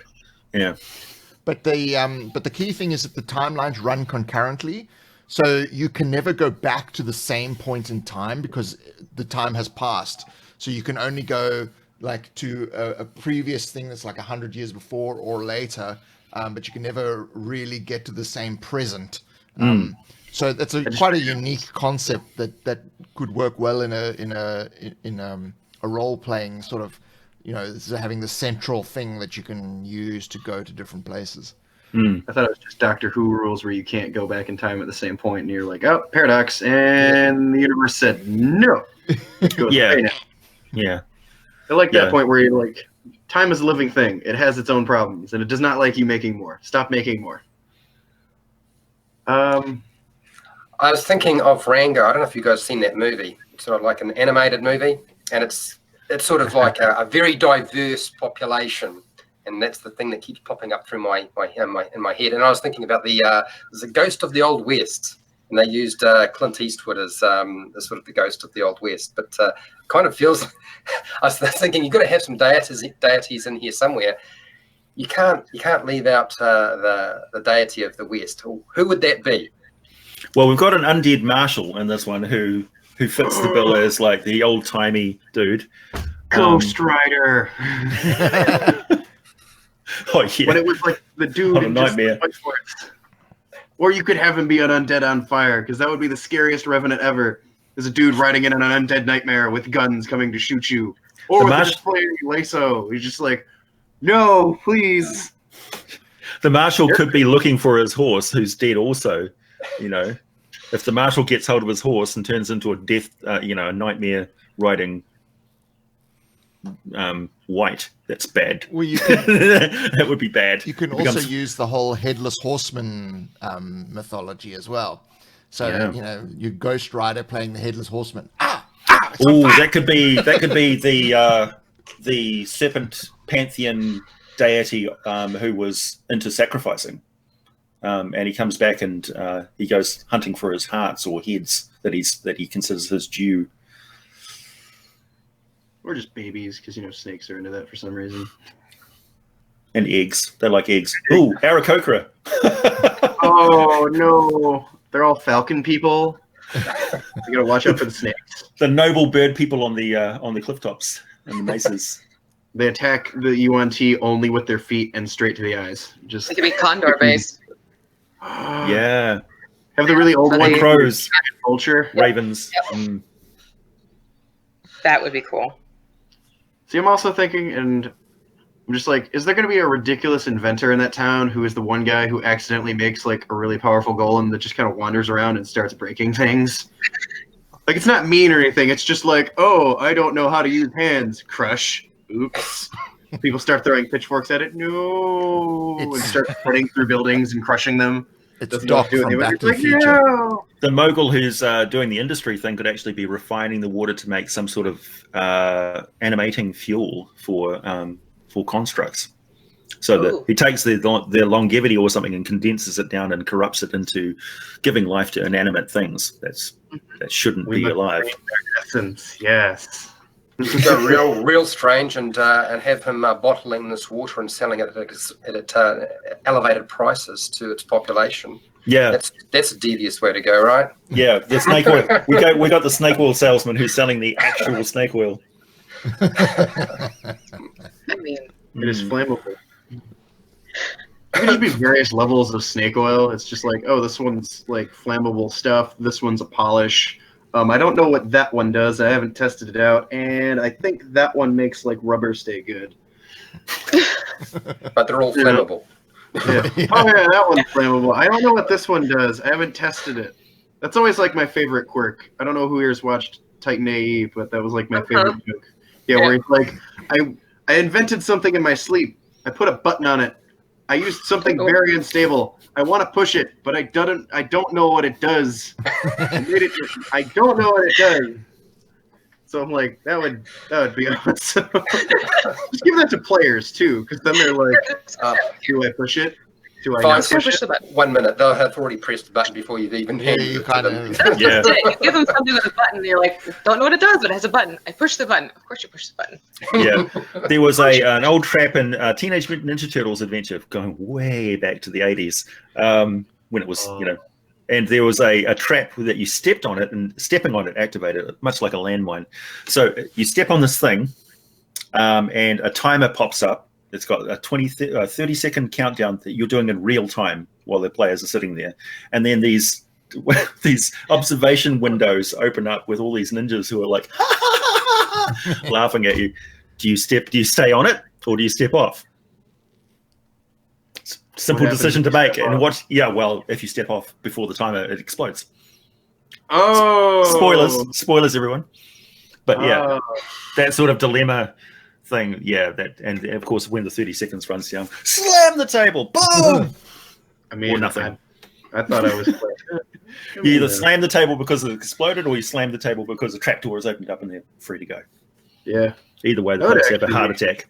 I wonder how like characters in Wild West would really deal with like a trap filled tomb. Would it be better to have like a trap filled tomb, or like a dude who's been over rigorous in prepping his house with traps, like the mansion on the hill that no one goes to, and the dude's booby trapped the crap out of it? Indiana Jones, man. Yep. Indiana Jones, definitely, with the rolling boulder and the statue and the darts in the wall and full of snakes. Why did it have to be snakes? Yeah, asps, very dangerous. It's like, why is the ground moving? Oh no. Very unusual. Very unusual. Yeah. I suppose a snake you could make use of in that adventure too is out of Tomb of Annihilation is the Chikuli, the snakes that pop out of trees and hit you like a harpoon. Because for some reason a snake gets to do that and hits you with the force of a small cannon, which would probably surprise any player going, "Oh, it's just a snake. It's going to bite me," and then it launches a player 5 feet back. Mm. I really love the Chewingas in Tomb of Annihilation too. The little Oh yeah, they're so fey cute. jungle things. You can have a desert version of that too, which are basically just little rocks. Which Dust bunnies. Yeah, they just little rocks tumble up together and start walking around, scratching little scratchy rock noises for their voices. There's your pet that you give to your players to only, like wrench later. And you're like, oh, look at this tiny little rock monster. You think it's cute until it leads you back to its friends, which are bigger rock monsters. I also like the idea of perhaps sub-Kenku, who are like these bird people and they've got a rudimentary smoke signal communication or something. They can't talk at all. They just use symbols and sign language and stuff. They just always have pipes on hand. Yeah, well, yeah.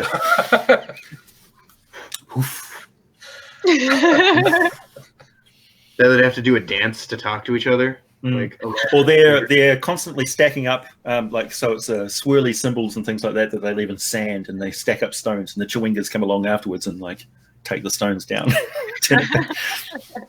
Stop picking up Steve. He doesn't like being riding him. Oh, that would be great. In fact, you could just have a Wild West setting though, where you have a tiny dust elemental that is a bunny rabbit. That would be really funny to have to do. You think they're all cute until a sandstorm is a terrifying swarm of them coming at you. You're just like, it's gonna get me. Tumbleweeds that chase you. Yep. Oh. Yeah. Tumbleweed shambling mound, where it's I made really them. big. I always thought the tumbleweeds were fluffy, and when I actually went and found one, I went running up and grabbed it, and they said, Don't touch. Don't, AJ, no! You stupid, We'll never see him again. And I was like, tumbleweed! Grab. Ah! I mean, that could be a heavy form of locomotion. They did that in Five Will Goes West. You just have the tumbleweeds that are like rolling carriages. You just jump in one and you're like, here we go. So you get fast crosses. So that's your fast travel when you don't want to get the horse. The wagon wheels are actually tumbleweeds. Yeah. Yeah. The number of people using it is reducing as they touch the wheels and wind up perishing from your feet. All druids are fucking coach masters now because they're just making things roll. Great. It's gonna be awesome. Oh god. We've Somebody gone steps past... out with a cape fluttering in the wind. Tumbleweed goes by, catches the cape. Oh no. That's why you should never wear capes. No. This is why we don't no wear lower. So we've gone past the 2-hour mark. So Wow. Time flies. Time flies when you're having fun. But I think we'll draw it to a close. Thank you for everyone who has actually joined us. I think we can just go through everyone. AJ, can you just tell us your channel and what you do, and we'll just go through everyone. My channel is actually called AJ Pickett, but it is called The Mighty Glue Stick. And I upload at least twice a week and have a live stream same time as this every weekend. Scotty, everyone knows Scotty from the DM's Craft. And obviously from Quest Givers. V. I'm V. I have the YouTube channel, The Crafting News, and I, goof around like these other two, making terrain and whatnot. And I'm also a DM on the Cobalt Press Twist channel. Sweet. Mason. I sadly do not have a channel beyond just watching other people's stuff. If I did, I'll let you guys know. He's regular on AJ's channel, is that right? I'm generally on the Discord if I can. Regularly on the Discord as well. And Fred. I'm Fred Wheeler, How to D&D, and I make a lot of videos, as many as I can, before I go completely insane about as many different things as I can possibly think of. And I'm the DMG from the DMG Info. This is Quest Givers. We have a Kickstarter running, the link in the description below. Thank you for everyone who has backed us now and in the future. And we will see you next week, probably on Friday, for the next live prep session. We don't know what we're going to be doing. We'll figure out when we actually start. So yeah, I'll just stop right now. Get sorted out, everybody. Like button. Let